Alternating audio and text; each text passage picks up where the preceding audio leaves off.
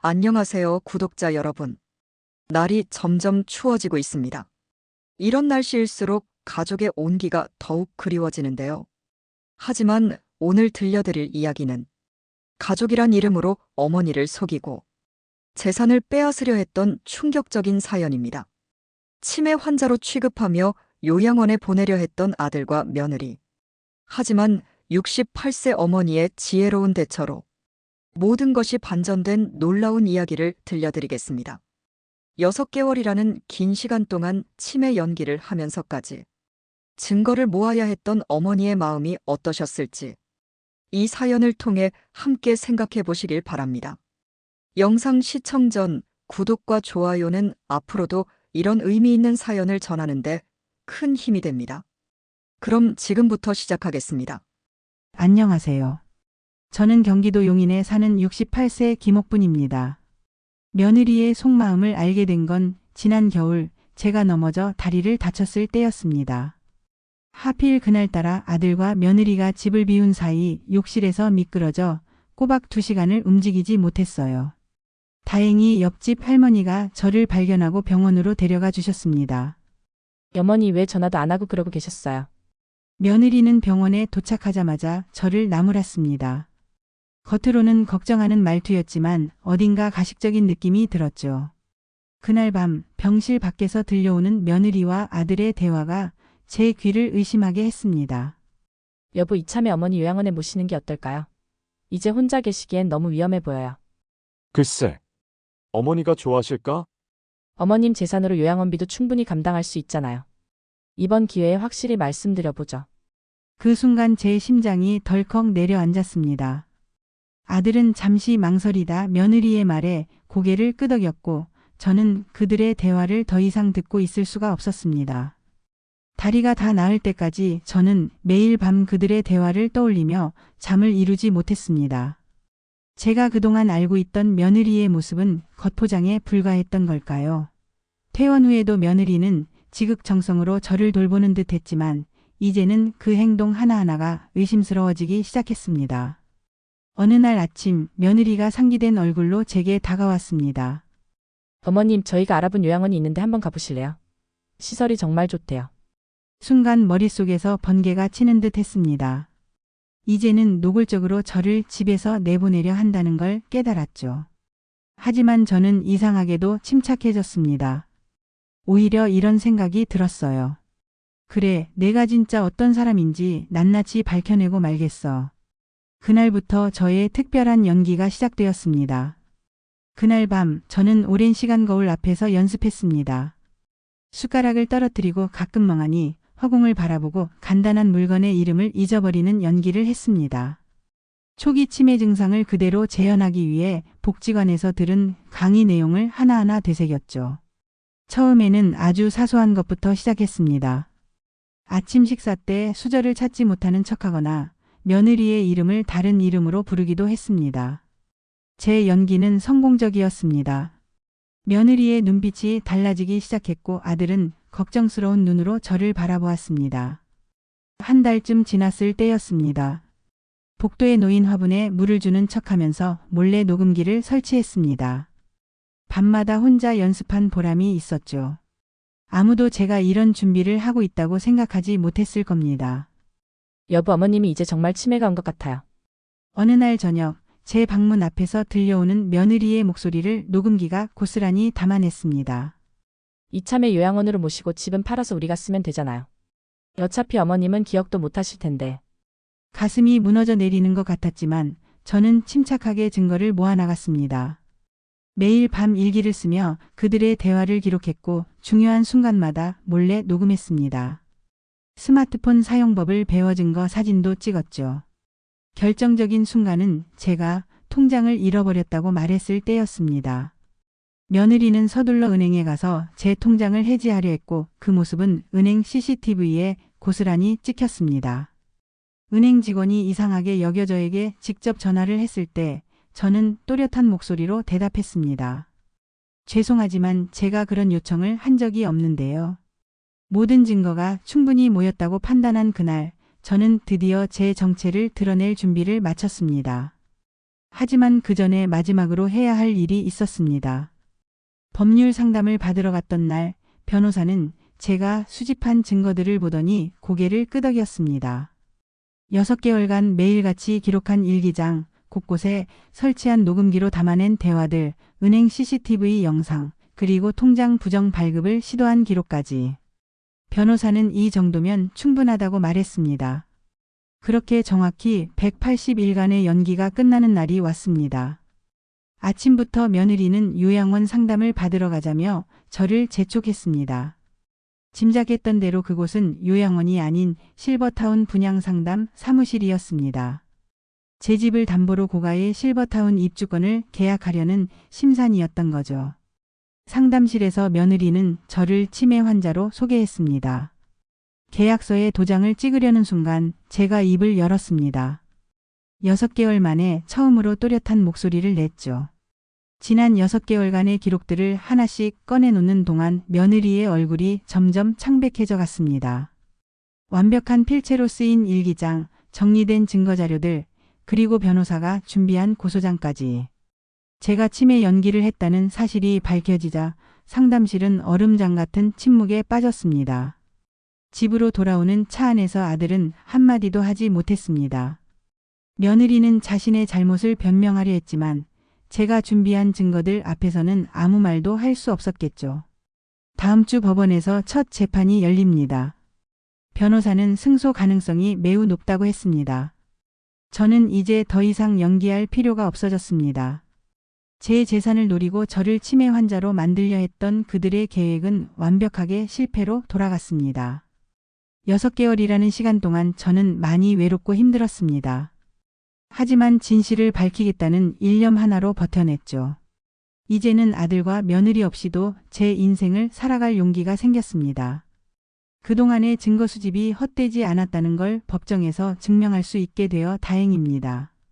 가장 가까운 사람들에게 배신당했지만 이제는 제 삶을 제대로 살아가려 합니다. 믿었던 가족에게 상처받은 것이 너무 아프지만 더는 눈물 흘리지 않으려 합니다. 앞으로는 저 자신을 위한 삶을 살아가려 합니다. 저는 오늘도 일기를 씁니다. 하지만 이제는 증거 수집이 아닌 새로운 인생을 계획하기 위해서입니다. 법정에서 만난 아들의 얼굴은 헬쑥했습니다. 며느리는 자신의 잘못을 인정하고 선처를 호소했지만 이미 벌어진 일은 돌이킬 수 없었습니다. 판사는 모든 증거를 검토한 후 저의 승소를 선고했습니다. 며느리는 사기 미수 혐의로 벌금형을 선고받았고 아들은 공범 혐의로 집행유예를 받았습니다. 재판이 끝난 후 저는 조용히 새로운 삶을 시작했습니다. 요양원에 저를 보내려 했던 그들의 계획과는 달리 저는 제가 좋아하는 일을 하나씩 시작했습니다.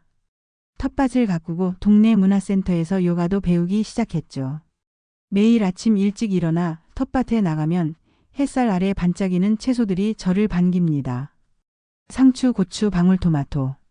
제 손으로 가꾼 채소들이 자라나는 모습을 보는 것만으로도 가슴이 따뜻해집니다. 문화센터에서 만난 친구들과는 매주 산책을 갑니다. 서로의 이야기를 나누며 웃고 때로는 함께 울기도 합니다. 그들 중에는 저와 비슷한 경험을 한 분들도 있었습니다. 우리는 서로를 위로하며 새로운 희망을 찾아가고 있습니다. 얼마 전에는 복지관에서 하는 스마트폰 교실에도 등록했습니다. 6개월간의 치매 연기를 하면서 배운 스마트폰 사용법이 이제는 제 일상의 즐거움이 되었네요. 친구들과 카톡으로 대화도 나누고 가끔은 제가 기른 채소 사진도 공유합니다. 이제는 더 이상 아들과 며느리를 원망하지 않습니다. 그들의 배신으로 인해 오히려 제 삶의 소중함을 깨달았으니까요. 가족이라는 이름으로 모든 것을 참고 견디는 것이 효도가 아님을, 저 자신을 위한 삶을 사는 것이 더 중요하다는 것을 알게 되었습니다. 지난주에는 동네 노인회관에서 무료 법률 상담을 해주는 봉사활동을 시작했습니다. 저와 비슷한 경험을 하는 분들에게 제 경험을 나누어주고 싶었거든요. 법적 대응에 필요한 증거 수집 방법, 노인학대 상담 전화 이용법 등을 알려드리고 있습니다. 며칠 전 아들에게서 편지가 왔습니다. 반성의 내용을 담은 긴 편지였지만 저는 아직 답장을 보내지 않았습니다. 언젠가는 용서할 수 있겠지만 지금은 제 삶에 더 충실하고 싶습니다. 창밖에는 봄바람이 불어옵니다. 텃밭의 새싹들이 조금씩 자라나는 것처럼 저의 새로운 인생도 이제 막 시작되었습니다. 어제는 복지관에서 특별한 수업이 있었습니다. 노인 권리와 재산 관리라는 주제로 제가 강연을 하게 된 것입니다. 6개월간의 치매 연기로 얻은 경험을 다른 분들과 나누는 시간이었죠. 강연장에는 저와 비슷한 처지의 어르신들이 많았습니다. 자식들에게 재산을 빼앗길 뻔했다는 분, 요양원으로 보내질 위기에 처한 분들. 그분들의 이야기를 들으며 제가 겪었던 일들이 떠올랐습니다. 강연이 끝난 후 한 할머니가 제게 다가와 손을 꼭 잡았습니다. 할머니의 눈에는 눈물이 고여 있었지만 그 눈빛에서 강한 의지가 느껴졌습니다. 저의 이야기가 그분에게 작은 용기가 되었다는 걸 알 수 있었죠. 이제는 매달 한 번씩 이런 강연을 하기로 했습니다. 제 경험이 비슷한 상황에 처한 분들에게 도움이 될 수 있다면 그것만으로도 의미가 있을 것 같았습니다. 텃밭에서 수확한 채소들로 이웃들과 나누는 즐거움도 알게 되었습니다. 혼자 사는 할머니께 상추를 드리고 건너편 할아버지께 방울토마토를 드리면서 이웃들과 정을 나누고 있죠. 얼마 전에는 문화센터 친구들과 여행을 다녀왔습니다. 바다를 보며 우리는 서로의 아픔과 새로운 희망에 대해 이야기를 나눴습니다. 그동안 가족이란 이름으로 참아왔던 이야기들을 풀어놓으며 우리는 서로를 더 깊이 이해하게 되었습니다. 가끔 마트에서 아들과 며느리를 마주칠 때가 있습니다. 그들은 어색한 표정으로 고개를 숙이지만 저는 당당하게 지나갑니다. 더 이상 그들의 눈치를 보며 살지 않기로 했으니까요. 지난 주말에는 오랫동안 꿈꿔왔던 일을 시작했습니다. 복지관에서 실버 인권지킴이 활동을 하기로 한 것입니다. 노인학대 예방교육과 상담을 통해 저와 비슷한 상황에 처한 분들을 돕는 일이죠. 이제 저는 매일 아침 거울을 보며 스스로에게 말합니다. 당신은 충분히 가치 있는 사람이에요. 누군가의 어머니이기 이전에 한 사람으로서 당당하게 살아갈 자격이 있어요. 밤이 되면 창가에 앉아 달을 바라봅니다. 6개월간의 고통스러운 연기가 끝나고 이제는 진정한 저의 모습으로 살아가고 있다는 사실이 감사하게 느껴집니다. 오늘은 특별한 날이었습니다. 복지관에서 노인 인권 수기 공모전 시상식이 있었는데 제가 쓴 6개월간의 연기라는 수기가 대상을 받았습니다. 시상식장에는 많은 분들이 오셨고 제 이야기를 듣고 눈시울을 붉히는 분들도 계셨습니다. 수상 소감을 발표하는 순간 객석 뒤쪽에서 익숙한 얼굴을 발견했습니다. 아들이었습니다. 언제 들어왔는지 조용히 서서 제 이야기를 듣고 있었죠. 하지만 이번에는 제 마음이 흔들리지 않았습니다. 우리는 더 이상 불행한 노인이 아닙니다. 자식이라는 이름으로 모든 것을 참아내야 하는 시대는 지났습니다. 이제는 우리 스스로의 행복을 찾아 당당히 살아가야 할 때입니다. 제 발표가 끝나고 많은 박수를 받았습니다. 그 박수 소리가 제게는 새로운 시작을 알리는 종소리처럼 들렸습니다. 시상식이 끝난 후 아들은 조용히 제게 다가와 축하한다는 말을 건넸습니다. 그의 눈에는 후회와 미안함이 가득했지만 저는 더 이상 그것에 연연하지 않기로 했습니다. 이제 저는 매주 화요일마다 노인복지관에서 강의를 합니다. 인생 2막 우리가 주인공입니다. 라는 프로그램을 통해 저와 비슷한 경험을 한 어르신들과 이야기를 나눕니다. 함께 웃고 함께 울며 서로의 상처를 보듬어주는 시간을 가집니다. 텃밭에서는 이제 가을 채소들이 자라고 있습니다. 배추와 무가 자라는 모습을 보며 생각합니다. 제 인생도 이렇게 하루하루 자라나고 있다고. 지난주에는 제가 강의하는 복지관 수업에 놀라운 일이 있었습니다. 80대 할머니 한 분이 저의 조언을 듣고 용기를 내어 자식들의 학대를 신고하셨다는 겁니다. 그동안 자식들이 할머니의 연금을 가로채고 방 한 칸에 가두다시피 했다고 합니다. 선생님 덕분에 용기를 냈어요. 이제는 더 이상 자식이라는 이름으로 모든 걸 참지 않기로 했습니다. 할머니의 말씀을 들으며 제 눈시울이 뜨거워졌습니다. 6개월간의 힘들었던 연기가 이렇게 누군가에게 도움이 될 수 있다는 사실이 가슴 뭉클했습니다. 얼마 전에는 노인보호 전문기관에서 자문위원으로 활동해달라는 제안도 받았습니다. 처음에는 망설였지만 제 경험이 도움이 될 수 있다면 기꺼이 하기로 했습니다. 요즘은 가끔 동네 산책을 하면서 생각합니다. 자식에게 버림받았다고 생각했던 그때가 오히려 제 인생의 전환점이었다고. 아들과 며느리의 배신이 아니었다면 저는 여전히 가족이라는 이름으로 모든 것을 참아가며 살았을지도 모릅니다. 텃밭에서 키운 채소들로 이웃들과 김장을 담그기로 했습니다. 이제는 혼자가 아닌 새로운 인연들과 함께하는 삶이 시작된 것이죠. 지난밤에는 꿈에서 남편을 만났습니다. 남편은 환하게 웃으며 제게 말했습니다. 당신이 잘 해냈소. 이제는 당신 인생을 살아가시오. 눈을 뜨고 나서도 그 따뜻한 미소가 오래도록 마음에 남았습니다. 오늘은 특별히 법원에서 연락이 왔습니다.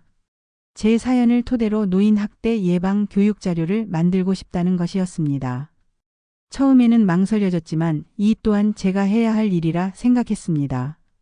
복지관 수업을 듣던 할머니들 중 몇 분이 자발적으로 모임을 만들었습니다. 실버 인권 지킴이라는 이름으로 매주 한 번씩 모여 서로의 근황을 나누고 힘이 필요한 이웃을 돕는 활동을 하고 있습니다. 텃밭에서는 이제 겨울 채소를 준비합니다. 시간이 흘러도 계절은 변함없이 찾아오고 새로운 생명은 자라나는 법이니까요. 제 인생도 그렇게 새롭게 피어나고 있습니다. 얼마 전 동네 미용실에서 머리를 하면서 문득 거울 속 제 모습을 바라보았습니다. 6개월 동안 치매 연기를 하던 그때와는 전혀 다른 사람이 되어 있었습니다. 눈빛이 달라졌고 표정도 한결 밝아졌습니다. 아들이 보낸 편지들은 아직도 제 서랍 한켠에 있습니다. 언젠가는 그 편지들을 읽어볼 날이 오겠지만 지금은 아직 그럴 준비가 되지 않았습니다. 그래도 이제는 그들을 미워하지 않습니다. 오히려 그들 덕분에 제가 더 강해질 수 있었다고 생각합니다. 내일은 또 새로운 수업이 시작됩니다. 이번에는 스마트폰으로 증거 남기는 법이라는 주제로 강의를 준비했습니다. 제가 겪은 일들이 누군가에게는 희망이 되고 또 누군가에게는 용기가 된다는 사실이 저를 행복하게 합니다. 이제는 압니다. 진정한 가족이란 무조건적인 희생을 강요하는 것이 아니라 서로의 존엄성을 지켜주는 것임을. 저는 오늘도 당당히 걸어갑니다. 더 이상 누구의 어머니가 아닌 한 사람 김순자로서 말입니다. 밤이 깊어갑니다. 창밖에 달빛이 고요히 비치는 가운데 저는 내일 있을 강의 준비를 합니다. 이제는 알겠습니다. 인생은 결코 늦지 않았다는 것을. 새로운 시작은 언제나 가능하다는 것을. 여러분도 늦지 않았습니다. 가족이라는 이름으로 자신의 행복을 포기하지 마세요. 우리는 모두 자신만의 인생을 살아갈 자격이 있습니다. 이제는 당신의 행복을 위해 살아가세요. 구독과 좋아요는 제게 큰 힘이 됩니다. 감사합니다.